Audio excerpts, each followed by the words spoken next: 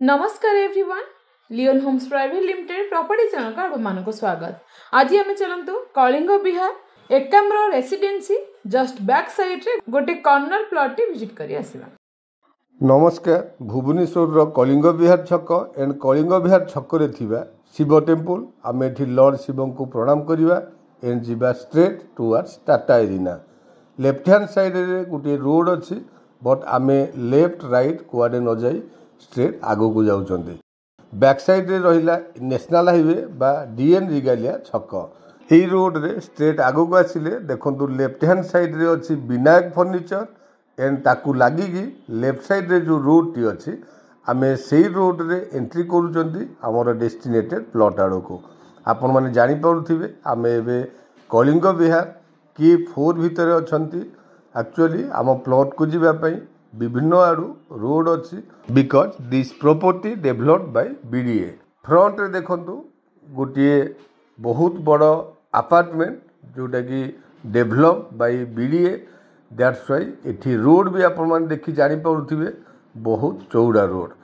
BDA रो apartment जेहेतु अच्छी एठी 100 फीट रोड बीडीए निजे करिकी हैंडओवर करिसंती एंड लेफ्ट हैंड साइड रे जेतिकी सब बिल्डिंग दिसुची all are developed by BDA. आपण माने जानिथिबे जो एरिया रे बीडीए बा हाउसिंग बोर्ड बा जीए डिपार्टमेंट रो प्रोजेक्ट रहे सेई एरिया पाखापाखी डेफिनेटली बहुत अधिक डेवलपमेंट होई थाए।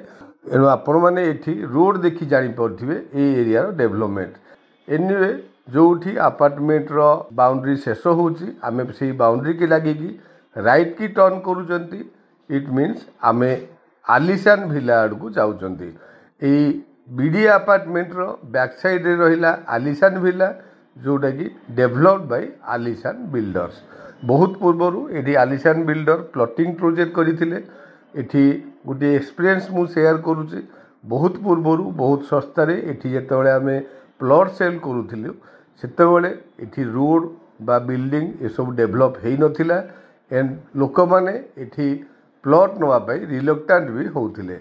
एनीवे आज डेट रो डेवलपमेंट आपण मन देखि जानि पारुथिबे राइट हैंड साइड रे रहिला लेन 3 की रोड बट आमे लेफ्ट हैंड साइड रे जीवा लेन 4 भीतर को।